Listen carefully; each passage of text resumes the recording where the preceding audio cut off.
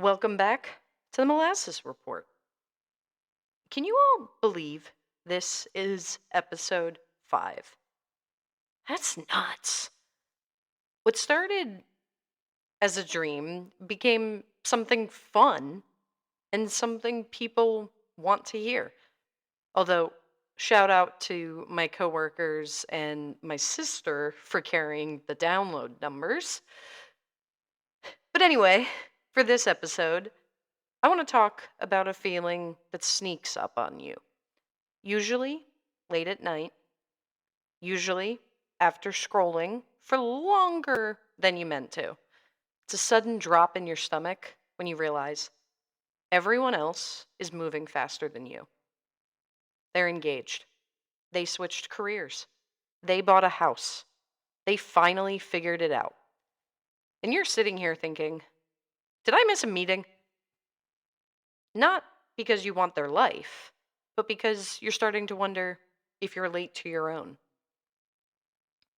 Like, you know that feeling when you double check your calendar, not because you forgot something, but because it feels like you did? Like there was a memo, a group chat, an orientation you somehow slept through. And you start replaying your own timeline in your own head. Not to celebrate it, but to audit, to look for mistakes, wrong turns, pauses that feel too long in retrospect. That's when panic shows up. It's quiet, it's polite, but it's persistent, but not quite loud enough to be called anxiety. Just heavy enough to sit with you while you try to fall asleep.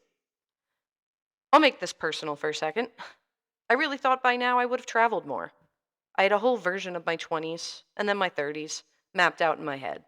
More stamps in my passport, more movement, more stories that started with, so I was in another country when. That version didn't happen the way I expected. I have been to London, and that matters. But it didn't look like the montage I imagined. It looked like one meaningful trip surrounded by a lot of waiting, rerouting, and reality. And the waiting part is the hardest to explain because waiting doesn't look like anything. It doesn't come with photos, it doesn't come with captions. There's no neat way to say I didn't stop dreaming, I just stopped being able to move the way I thought I would. A lot of my plans weren't abandoned, they were postponed and postponed again, and then quietly folded into a version of adulthood that required more responsibility and a lot less spontaneity than I expected. That gap between who you thought you'd be by now and who you actually are. That's where this episode lives. This episode is about that feeling, that quiet panic of thinking you're behind, and what happens when you stop treating someone else's timeline like a deadline. Hey, I'm 28, due for a quarter life crisis, and sometime between watching everyone else hit milestones and telling myself, next year will be my year for the 5th time, I finally decided, this is my year. So I did something small and permanent. I got a tattoo. Not because I was spiraling, not because I needed to prove anything, but because for the first time, I wasn't waiting for permission. It's actually a Peter Pan quote, to be exact. To live would be an awfully big adventure. And yes, I know, Peter Pan isn't exactly known for growing up, but that's the point. This wasn't about refusing adulthood, it was about refusing fear. Because at some point in your late 20s, love stops sounding romantic and starts sounding risky.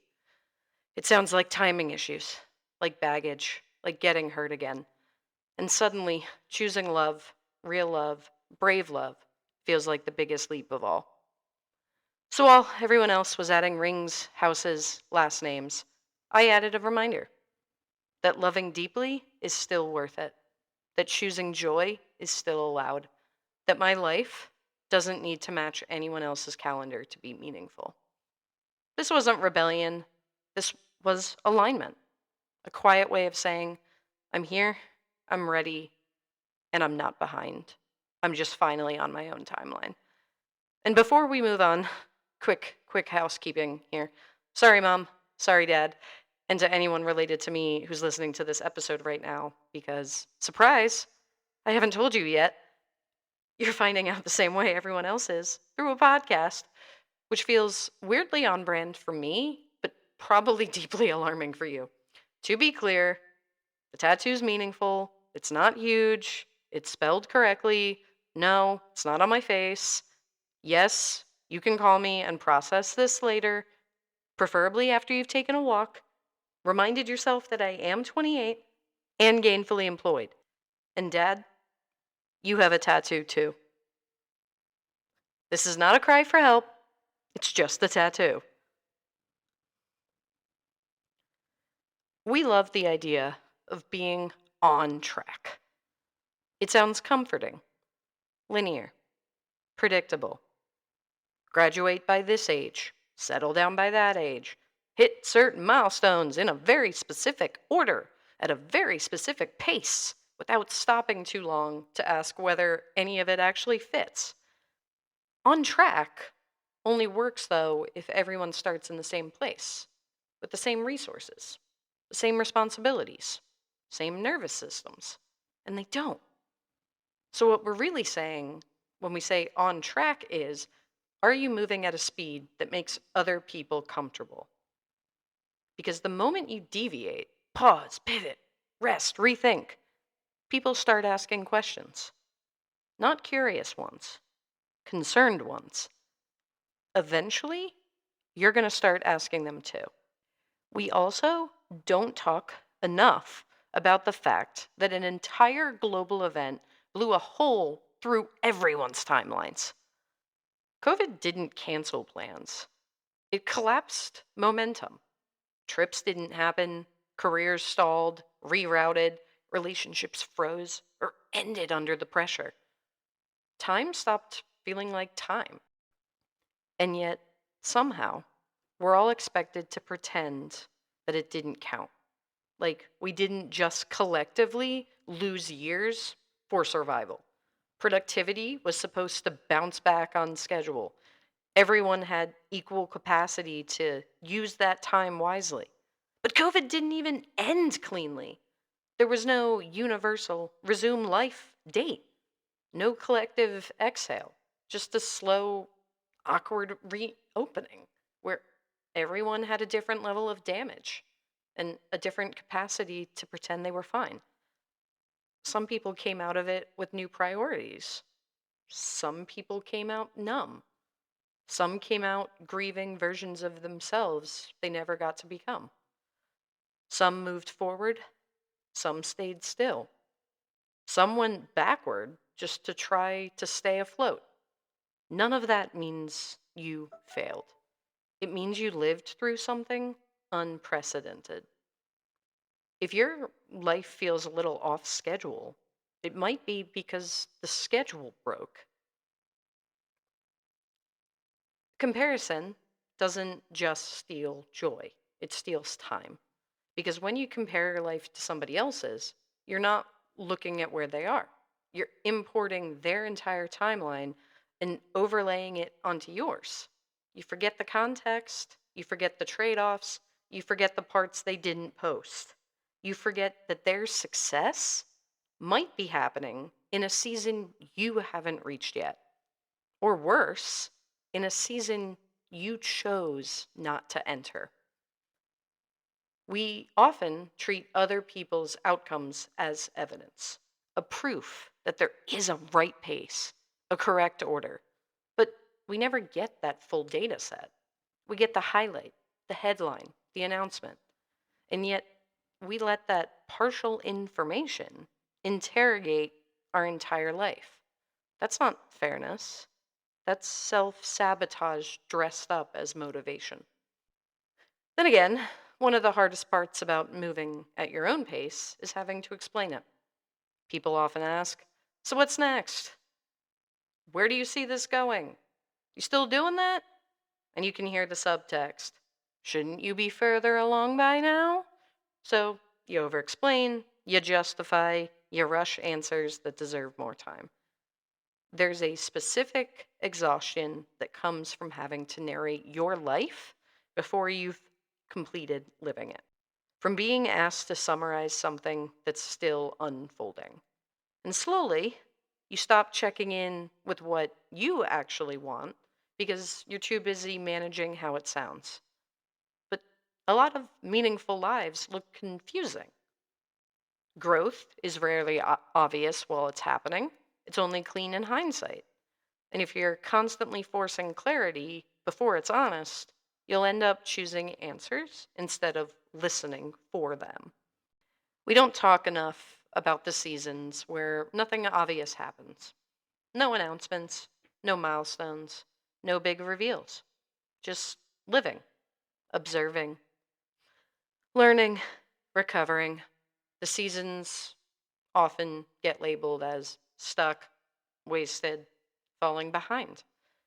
But stillness often is where recalibration happens. Think about how much of nature looks inactive until it isn't. Roots grow before anything breaks the surface. Seeds sit in darkness for entire seasons. Winter looks like death, but it's just rest. We forget that humans are allowed that too. Not every season is for acceleration. Some are for alignment, some are for healing, some are for unlearning the pressure to constantly prove momentum. Sometimes your only job is to stay and breathe.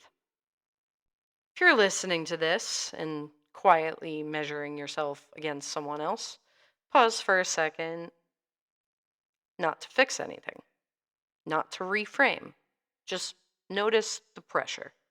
Ask yourself, whose timeline am I using as a ruler right now?